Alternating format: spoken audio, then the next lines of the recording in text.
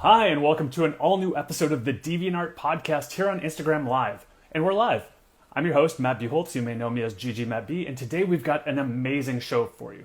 Our special guest today, you may know him. He's a New York Times best-selling illustrator. He's worked with Marvel, Disney, Dungeons & Dragons, Warner Brothers, and he's also known for being the person who started the online challenge Inktober. We have got the one and only Jake Parker, so let's bring him in right now. Thank you so much for joining us today. It's really exciting to have you on the podcast live. And one of the things I want to talk about today is you're actually the guest judge and special example artist for a program we're running right now, the Original Character Challenge. It's the third iteration, and this one is Radical Racer. So what's it been like being a part of that process as we kind of get near the end of the submission period? I've really enjoyed it. When you guys approached me and DeviantArt approached me and said, hey, we've got this character art challenge, and you showed me examples of past challenges, and the artwork was incredible, and the character designs that I saw before was incredible, and it was like, oh, this is going to be such a fun thing to like sink my teeth into. And then when you said it was racing, I was like, I've always been a fan of different kinds of races, motorsport type of things. So this is my chance to really like explore that world and create something racy, So if you look at my example, the piece that I made, it definitely has a foot firmly planted in traditional like motorsports. I looked at a lot of reference of 70s, 80s Formula One racers, looked at motorcycle racing, and then infused it with a little bit of like, I would say 70s sci-fi, definitely like Star Wars sci-fi. Yeah, it's got some Star Wars. It's got a little bit of like Speed Racer, which I'm not sure if it's just the content shaping my perception of it, but it's very like, got a lot of that like fun group dynamic around how you presented it. You even built out like a full crew, like a pit crew. Yeah, I couldn't stop. I couldn't stop. I wanted to make like a poster for it, almost like if this was a movie poster or something you'd see, advertising the race. If you look at old like racing posters, and if you look at any like movie poster, there's going to be a cast of characters there. You have your main character, and then you have a handful of other ones. And so I figured he needs like some sort of pit crew, some sort of mechanic, and he needs some sort of like a manager or a team captain or something like that. I forget what it's called. So one of the challenges that is kind of around this is like, this is one of the first original character challenges we've done that has been, there's someone, and then also like their vehicle or racing device or something. So there's almost two characters being developed, the actual racer and then their mode of transportation, I think is what we called it. Yeah. That was fun too. Like I actually designed the vehicle first before I even thought about the character, because I interpreted racer as being the vehicle, and then like pilot or driver would be the character, right? And so I was thinking like, okay, this time around, I'm going to focus more on this craft that they're racing in, and then I designed the character to match that. How do you think that your character Caesar was shaped by the vehicle that you made? More so in the not so much like the like, more so in like his aesthetic, right? So the design of the vehicle is there's a utilitarianness to it, and it's in my headcanon for this story, right? Is that these vehicles might have been originally designed for military purposes, and that's why they look so bulky, and then they've been repurposed for actual racing things. And so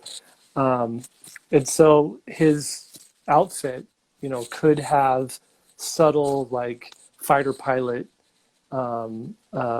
aesthetic to it, sort of that sort of design language that you'd see there, mixed with racing.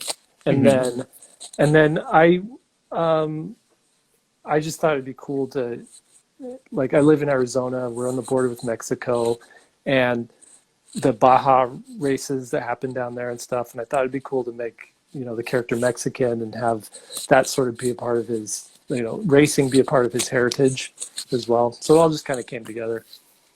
Yeah, that's really cool. I like how so many different aspects of the world that you built actually shaped the design of your characters down to what they're wearing or, their aesthetics. So when you're creating around something like the OCC, one of the things that we really enjoyed with the program was we kind of built out, you have your mode of transportation, you have your character, you have a lucky charm and a trick. So it kind of gave these different pieces that someone had to build out to give a more full-fledged character. How do you think that compares to like being a professional artist and what sort of work you might receive for clients? Do you think that there's kind of like a one-to-one there, or something that people can take away from this sort of competition? Yeah, I mean, this did feel very much like a freelance job I would get from, Nickelodeon to do a character design, or when I worked in feature animation, you'd get a design brief and say, okay, here's our character, here's what they need to do in the film, so here's what we need, and all that extra stuff, like the secret trick, or the special trick, the lucky charm, actually really helped me flesh out this character more, because normally when I design a character for personal use, I'm thinking more, how does this character fit into the story? And then I'm finding objects and things related to them that help the story. But with this ask to have these particular things need to be a part of it, it was sort of backwards for me. Like, I don't know what the story is. I just have these elements that I need to then shoehorn into a story. And so that was kind of cool, and I think it made the characters a little bit richer. I wouldn't have, as I was sitting there thinking, what is this character's lucky charm? I went through all different kinds of. There's a Formula One racer who puts a coin inside the shoelaces on his shoe, right? And he does that for. And I was thinking, okay, a coin would be cool. That's kind of hard to explain. I was thinking, it could be like a toy that he keeps on the dashboard, or a bobblehead or something like that.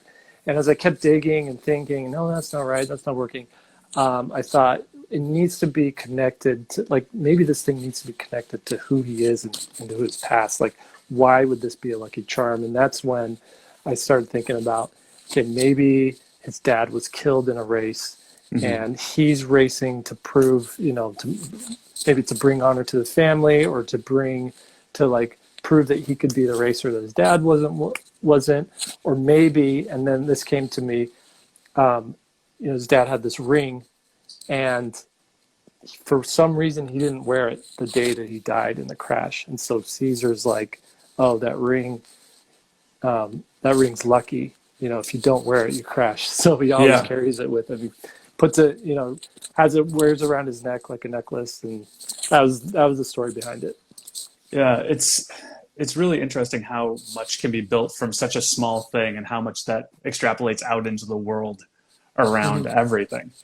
And it's kind of been fun going through, like, we won't mention any specific pieces because we don't want to show preference, but like, it's been real interesting kind of imagining which ones could live within that same world, or are they all racing against each other even? Looking at all the pieces. I always imagined this being as, not necessarily they all have to be like motorcycles, but wouldn't it be cool if you raced, a flying vehicle against a land vehicle against, some sort of crawling vehicle, and the actual race itself, if we're going to, build this out to as far as we can go, it could be that you're in a wheeled vehicle, but that's a longer route. And if you have a crawling vehicle, you can actually like climb over obstacles, so it might be slower on the road, but faster in other ways. So, you know, it's fun. It just, there's so many possibilities here, and I keep thinking like, oh, I should develop this further into like a graphic novel or something. Well, you actually have a story around Skull Chaser, and he's got like his own sort of vehicles and stuff too. So Right. was this kind of fun coming back almost to like a vehicle-driven character? Yeah. It's funny because I do love vehicle design. I love doing that, and I always like any sort of comics project I've done the Missile Mouse graphic novels, I've done Rocket Raccoon graphic novels, I've done stuff with Skull Chaser, I've done Skyheart, which is another graphic novel. I'll just grab a. Yeah, pull them up. It's a soft. I mean, it's a self-published. Yeah. Comic that I made a couple of years ago. But one of the key things in this is like vehicles play a role, and I often look at vehicles as like being. Where is it? I got a picture of one right here. I look at vehicles as being a character in and of themselves. If you think about the Millennium Falcon or Luke's X-Wing, right? Like these are so iconic, and they're such a integral part to Star Wars that they should be treated as, you know, as their own sort of character, and not as background, you know, not as like garnish.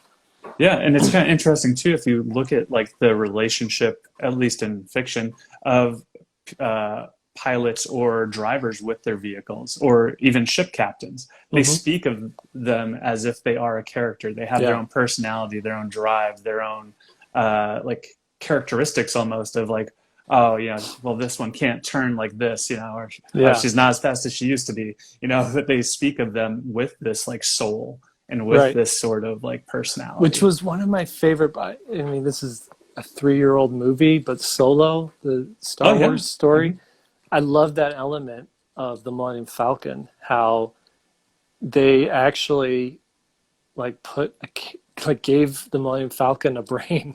Yeah, right. It is a character, and I just think that's cool. It's a little morbid, like that character's trapped in there forever, but yeah, it's cool. So love that movie. How do you think that you added that sort of personality to the vehicle that you designed for the Radical Racer original character challenge piece? I actually wanted to add a little bit more personality to it, and I felt like I did leave some personality on the table. That's the challenge with art. It's never finished. Yeah, it's never finished. You always have that thing that you want to add. Yeah. That thing, it is, I mean, because I decided to do very hard angles to it, that gives it like this, like I said, a utilitarian like personality. It looks rough and formidable. And then giving it like the paint job that I did, which is a little bit more colorful and flashy, and it has its roots in racing. There's racing colors that it's patterned after. That I tried to give a little bit more personality that way. But I think, you know, if I had another couple days to work on it, I would have gone in and the reason I just didn't do this is this does take time. But I would have gone in and figured out, you know, 4 or 5 different sponsors that I could slap their stickers on the side, and coming up with a logo for a fake sponsor like that, you know, that's an hour, that's 2 hours of work right there. And then to just stick it on there. And I just had to finish. But if I had more time, I would have done the sponsorships, stickers on there. I would have added maybe a little more damage to the bike, have it look like it's seen some wear and tear. That's cool. So I don't want to focus too much just on the OCC, but I'll hit one last thing. It does end July 22nd for people who want to submit. And I've seen a lot of comments both on the post and in the chat even right now of people saying like my art isn't good enough to be in this. And one thing that I just really want to hammer home is with this program, it was important to us and important to Jake that like it's about the creativity too. There's actually a full vertical that is just for original ideas where artistic execution isn't weighted as heavily.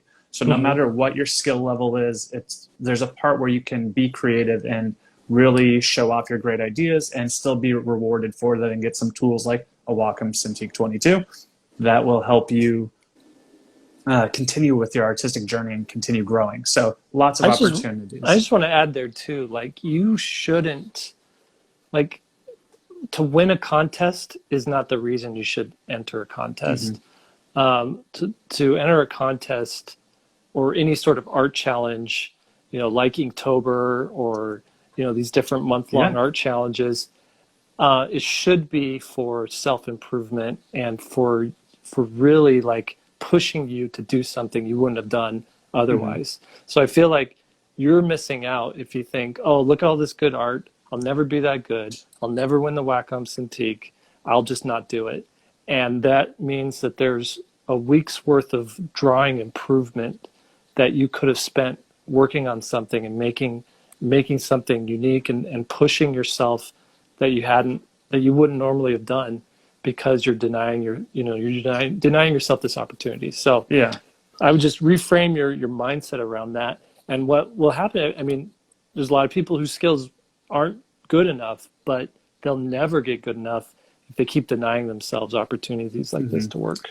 And to help encourage that too, like the rules and regulations of this, anyone who submits maintains all rights to the characters they submit. Like none of that is owned by anyone else. You get to retain that. So if you create something that you're like inspired by, you can continue to develop that without worrying about any sort of ownership being taken away from you by the company. Like these character challenges are all about that improvement, all about that exciting stuff.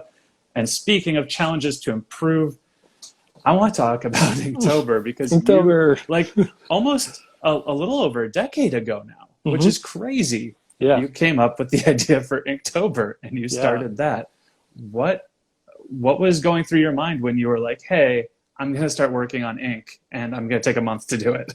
Right.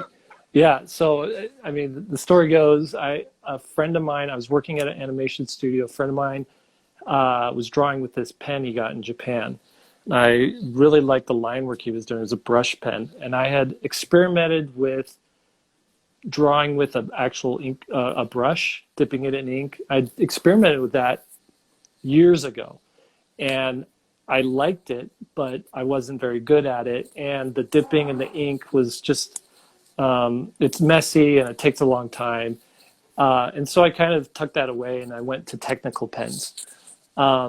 But here he shows up with this brush pen. I'm like, this is really cool.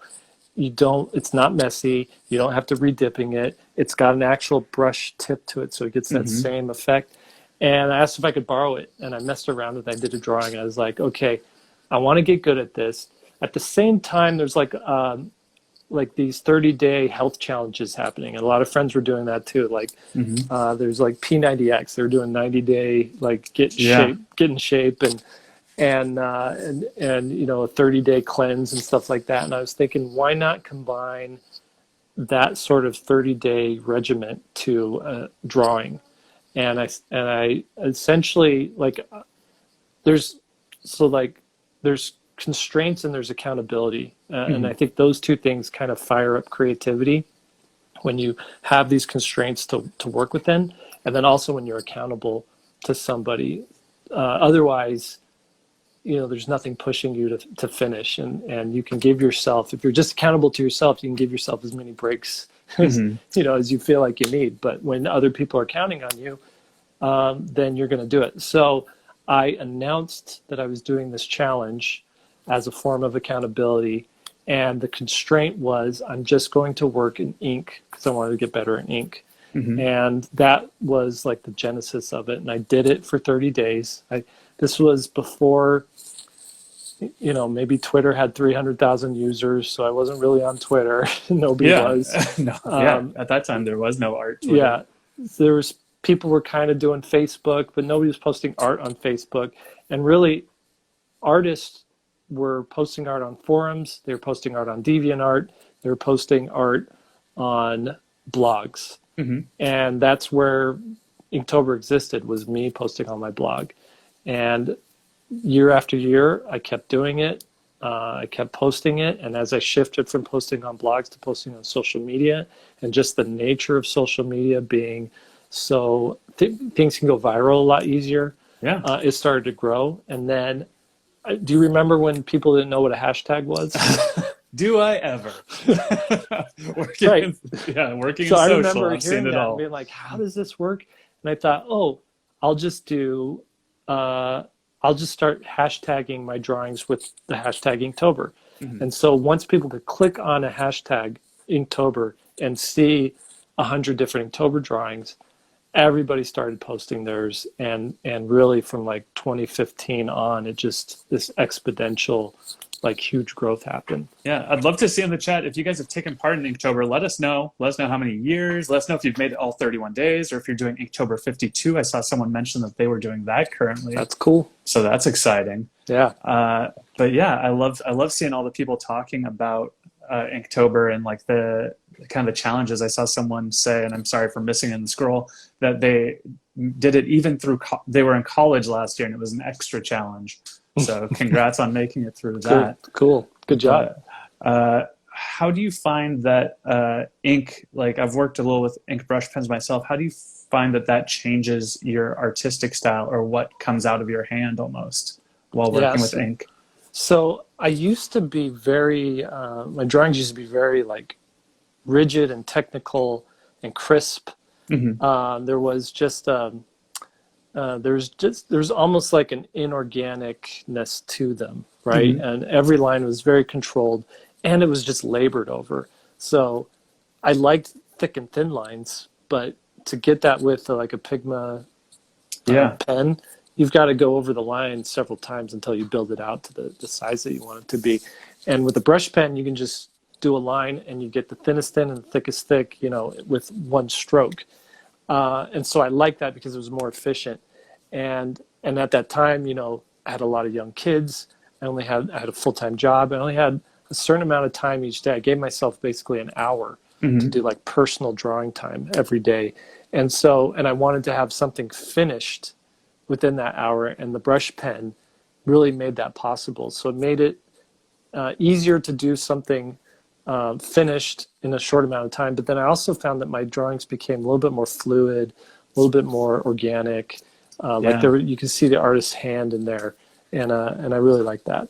Yeah, there's such a magic to it where sometimes stuff happens because of that slightest pressure change that you don't even anticipate, and it makes all the difference. It's and that too. Like I work digitally all the time.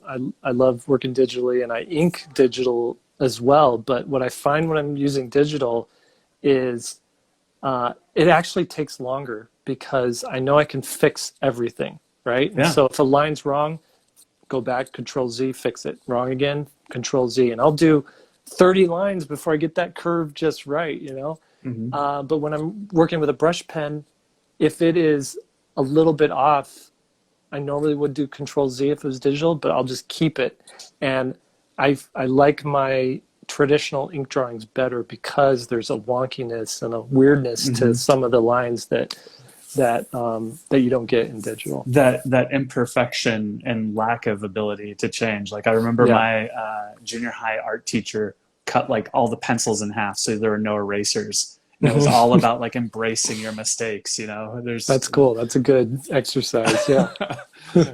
But so with Inktober becoming so big and the evolution of like even Inktober 52, how have you found that shapes people's perception of you as an artist? Do they relate to you as the Inktober guy? Do they expect these inks of you versus your earlier works? Or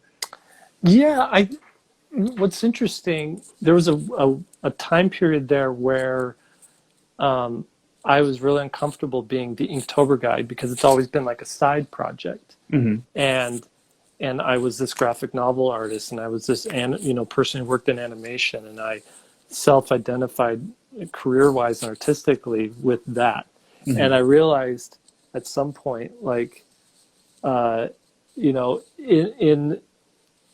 some point I'm going to die. I'll pass on, and if someone were to read the Wikipedia article on me, all it said was he was the creator of Inktober, I'd be okay with that. Whereas there was a time period I was like, no, why bring that up when I want to be this person who's known for their comics that they've made, and this person who's known for these films that they've worked on or whatever. So that's been like my weird psychological like adjustment to this. Mm-hmm. I'm fine with it now. I don't care. I've embraced Inktober, and it's been, I think the reason that my followership is so high, is because of this challenge. Mm-hmm. I don't see my art as being, nearly as good as some of these other amazing artists out there. And I look at all these artists and I'm just like, oh my gosh, I'll never be that good. I've reached a level of proficiency where I'm comfortable with it. I'm happy with it, but there's so much more to do and to explore and things to figure out. And I really think that this challenge kind of helped put me in people's way and in people's, feeds mm-hmm. that wouldn't have normally happened. Outside of that, there's a lot of good exposure that can come from online challenges as the creator or even someone else submitting to it. Like that's kind of what you're talking about earlier with those hashtags. Yeah. Well, and that's the thing too, like, and every year I get people who have done the challenge for all 31 days, and they'll come to me and say, I've gotten so much better. I couldn't believe that I could improve this much in this short amount of time. So that was one thing. They'll say, I haven't had this much fun drawing. I haven't drawn for myself in such a long time. And so this was like really good for me to like just cut loose and be free with ideas and things like that. But then they also say like, I got so many new followers from doing this daily posting, and the algorithm favors that daily posting. And so a lot of people have, and I followed people that I found through Inktober, so it's a good way to improve your skills. It's a good way to get a little bit more exposure, and it's a good way to just create things that you wouldn't normally create. Yeah. Something you touched on real quickly there that I want to hit is, how do you find time to make art for yourself as a professional artist? How do you kind of find that balance between what you do for you and what you do for others? Yeah, well, right now I am completely imbalanced. I don't do much for myself. At least it seems like this last this year, it's been so focused on doing work for other projects and paid work and things like that. But the reason I really like doing this original character challenge was this was a chance to do something for myself. It was like, I didn't feel guilty like taking away time from other projects to do something really for myself. So there's that. Normally though, under normal circumstances, when I'm sort of in charge of my schedule and I'm not overcommitting to things, I will carve out a couple of hours at the beginning of the day before I answer email, before I do anything, and just work on whatever I want to work on. And once I've done that, then I can go off and do the other stuff. And the reason I do it first is because all the stuff there's two things. There's two ways to look at things. There's the things that are important, and then there's the things that are like noisy, the things that are like screaming at you, like, get me done, right? And oftentimes those aren't the same thing. So like email is this thing that's noisy. It's like, hey, your inbox is full. You got to answer me. But spending 5 hours doing email all day isn't important work. It's not going to lead to anything long lasting. Yeah. But spending 2 hours drawing something for myself, I created something. I maybe added something to a universe I'm building. I have a piece of artwork that I could sell later on.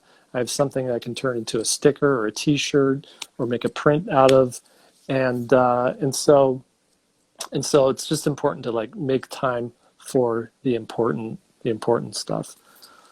Yeah, and going back to the OCC Original Character Challenge, I saw Wacom join the chat, so thanks Wacom for popping in here and saying hi. Hi Wacom. They also say that they found a lot of artists through Inktober, so awesome. Cool. again, another reason to participate in community challenges like Inktober, get that exposure, and find ways to improve and show a variety of your work. Like 31 days is a lot of opportunities to show growth, show range, show whatever you wish. That's true. Yeah. So one of the things with Inktober is, as it's grown over the past 11 years, it's obviously become a bigger and bigger thing. And there's a little bit of a challenge that you had this past year of trademarking that and like trying to work with that and find ways to grow it. And I'd love for you to be able to talk about that a little bit, because I know that there was some confusion around that and some like even just growth of a personal brand that people would really benefit of knowing from. Right. So as it grew and as it got bigger and as more eyes were upon it, sponsors started reaching out to me saying, we want to sponsor Inktober. I also would receive word that like art stores, art chains would be using Inktober to sell their products. They'd be using the actual Inktober logo that I made. And so my advice that was given to me early on by my agent, my literary agent, she said, whenever you use the Inktober logo, the logo I designed, she said, just put a little TM next to it. And that's sort of you planting your flag in the ground that says, this branding I own, and I'm sort of staking my claim on it. And she said, until you actually register it, that sort of will work in a court of law. So you could say to someone who's using my logo to sell a t-shirt, you could say to them, hey, you can't sell that t-shirt. I created that logo. Right. Please take that thing down. And so that's really where it went. So back in 2018, I had the money, which is expensive, to register the logo and the name, the word Inktober that I came up with. And so that just gave me the ability to, if somebody was using it without my permission and using it to sell merchandise or to promote things in their store, I could say, hey, you need to ask for permission first, or you need to pay for a license to use that, or something like that. And so that's just essentially the necessity of that. Right. Yeah. And then I think the confusion happened was, and my error was not realizing how public I needed to be with that decision, and just some miscommunication between me and artists and my lawyer, and how to enforce this thing. And so there's lots of people, lots of artists who were using the logo and using the word Inktober to sell artwork and to sell their book collections. And I was able to contact each one of these people. Initially, they were contacted by Amazon to take it down. It was very aggressive, and it used all these like big words that were like, we're gonna take your money back, and you owe us, and all this stuff. And I had to reach out to all those and asked whoever did get a note like that to reach out to me so we could fix it, clear this up. Yeah. And essentially the guidelines is, if you've created artwork for Inktober, it is your artwork. Sell it, make a book of it. It's completely yours, but don't title the book Inktober, and don't use the logo that I created.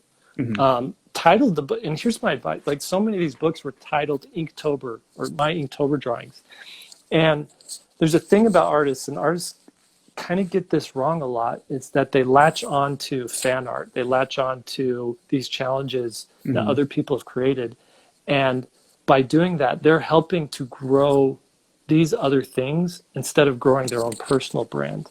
And if you really want to succeed as an artist and get the jobs that you want to get the exposure that you want to get, you need to be doing everything you can to reinforce your own personal brand as an artist. And so my advice to them was, instead of titling your book My Inktober Drawings, title it your name, like the drawings of Matt, Matt's drawings, and then subtitle it Drawings I Made for Inktober, Drawings I Made for Inktober 2020, or something like that.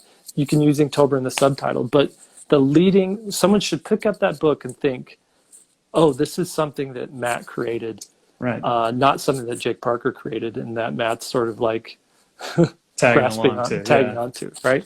And so that's the whole purpose of that is do what you can to grow your own brand. Inktober is completely free to participate in.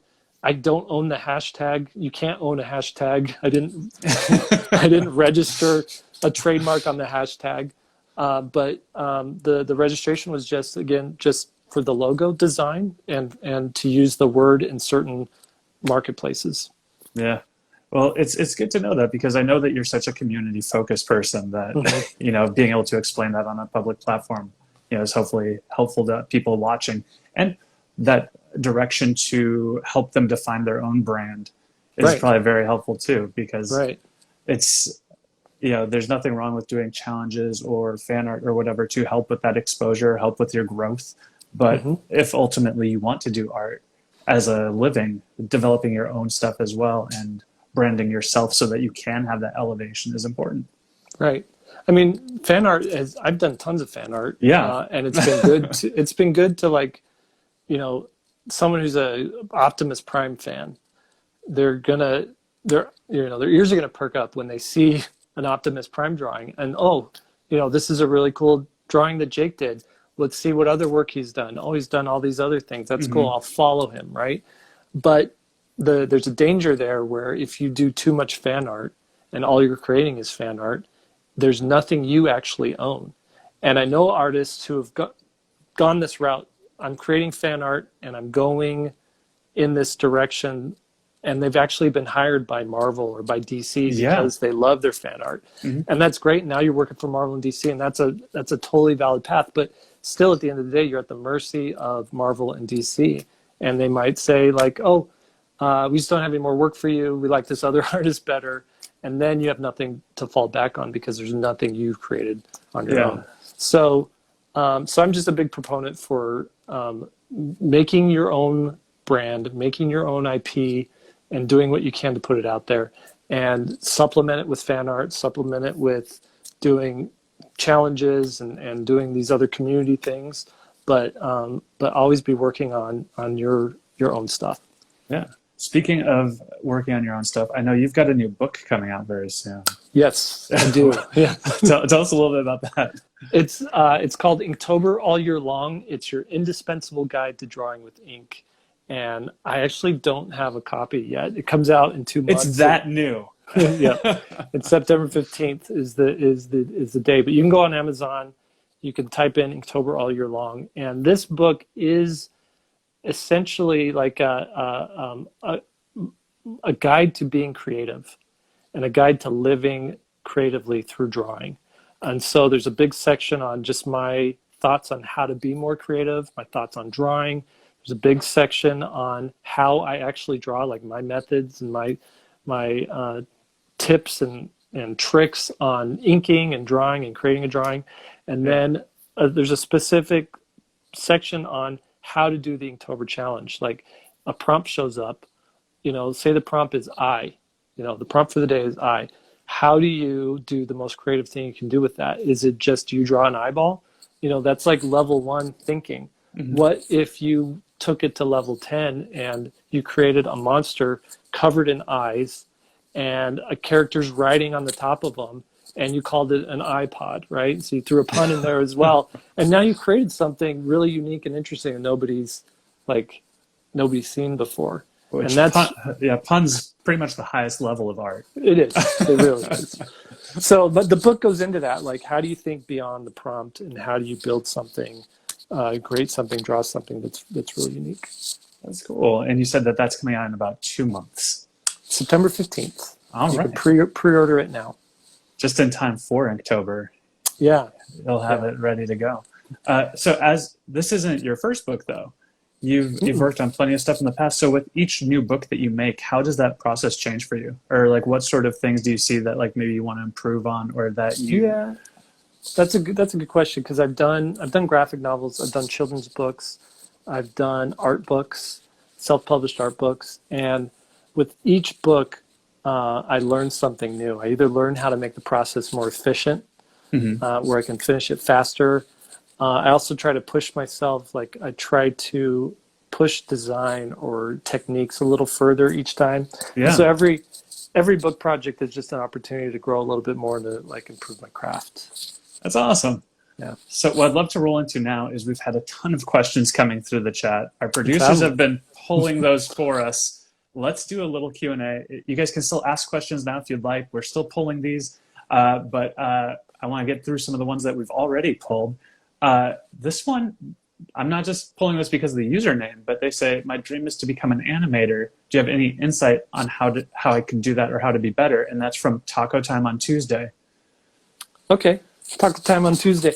And this advice is going to apply to anybody who wants to be anything artistic, right? I would be as specific as you can with what you want, and I would be very open with that as well. So an animator is very broad. There's 2D animation, there's 3D animation, there's 2D animation for television, there's 2D animation for video games, there's 3D animation for television, for video games, for film, right? So there's just a broad swath of animation. So figure out what's the exact kind of animation that you want to do. Let's say you want to do 2D or you want to do 3D animation for feature film, right? Mm-hmm. That's a good, solid job. It pays 6 figures. You get benefits. I would definitely recommend getting into that gig. It's also really hard to get into because it's very competitive, but there are avenues to get there. And one of the first things I would do is go to the 5 most recent animated films that have come out. Go to the credits, and when the animators come up, write down all the names. Pause it, write down all the names. Go online and find them on Twitter, find them on Instagram, and follow them all, and just start engaging with them and talking to them and commenting on their posts. And this word is networking. It's what it's doing, but it's also making friendships and making connections. And if any of them are receptive and responsive to that, go in and say, hey, in 5 years or in 2 years or in a certain amount of time, I don't know how old you are, but I would like to be working in animation. I'd like to be doing the job you did. Mm-hmm. What did you do to get there? How did you get there? And they're going to have very specific advice on how to do that. And some of it might be a certain amount of schooling you need to take. There might be some online resources that you could do. But I would do that. And while you're doing all of this, go online to YouTube, go online to these different online schools, and just type in how to animate, and learn everything you can and get the software that you need to start doing it. Yeah. So I've seen a couple questions that we can answer really quickly that are regarding the original character challenge, and both that and Inktober. Can they submit with digital and traditional? Yes. Like that's a very easy answer. Several of you have asked that, so you can submit to the OCC with digital and traditional. You can submit to Inktober with digital and traditional. There's a lot of stuff that you can do, and art is art. Right. So one person, Arjun Vale, says, how do I process creative intake and put it to use in my art? Okay, so processing it, all creativity is connecting dots, and I guess the better you get at connecting dots that people aren't used to connecting, the more creative your stuff is going to be, right? Mm-hmm. So the key is to get as many different kind of dots collected. And what is a dot? A dot is experiences, both indirect and direct, right? Mm-hmm. So the more experiences you have in life, and this is either through indirect experiences like watching movies, reading books, being well read, being well watched. I wouldn't say playing hours and hours of video games, but being very aware of video games and what's going on in that realm. All these sort of indirect things, going to museums, going to Broadway shows or off-Broadway shows, like anything creative that people are making things, soak that in. And then through direct experiences, if you have the ability to travel, mm-hmm. even if you don't have the ability to go to a different country, go to a different state, or go to a different city, or just explore the city that you live in, get out of your house and look around and pay attention and see what things are doing. And just start collecting these experiences, talk to different people, get out of the bubble that you're in. If you're finding yourself agreeing with a lot of the people that you have conversations with, then you're not getting exposed to enough different ideas, right? And so once you have collected all these different dots, start connecting them, put things together that you wouldn't think to put together or make no sense to put together, and figure out how they work. So that's my advice there. I call it the creative bank account. Like you're filling it, all these experiences, you're filling this account, and then when you want to create something, you have to make a withdrawal. If you don't have enough creative capital in there, you can't create something. Yeah. This is Brenda says, oh my gosh, it just disappeared. This is Brenda says, the top skills you should have or master to be a character designer. So what are 3 top skills you think a character designer should have? A good understanding of like anatomy, how to draw the figure. I would say a good understanding of just basic design principles, like how shapes go together, what different shapes mean when you use them, and then just an understanding of the craft of like how you make something, how you render something appealingly, like understanding the tools of Photoshop and the different brushes. If you're working traditionally, just knowing how to use those tools, ink pens or pencils or paints or whatever. Awesome. Chicken Fisher wants to know, what do you enjoy most working on as an artist illustrator? I love drawing comics. I do. They're the hardest thing. They just make my brain turn to mush by the end of the day. But I love holding a finished comic in my hand and being like, this is an actual, it's almost like you've created life when you create a comic, because there's characters talking, they live in a place, they're interacting, something happened, the characters have grown and changed, and that's just super rewarding to have that.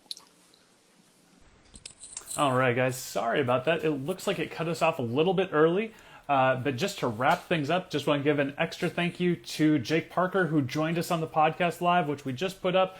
It'll be out on IGTV, but just wanted to say goodbye to everyone. Thank you for tuning in to that earlier stream. Hopefully you got to catch it. Instagram, a little bit of a technical thing where it just cut it, but make sure to enter the DeviantArt Original Character Challenge 3 Radical Racer. You have until July 22nd to submit your characters for a chance to win one of 3 Wacom Cintiq 22s and other amazing prizes.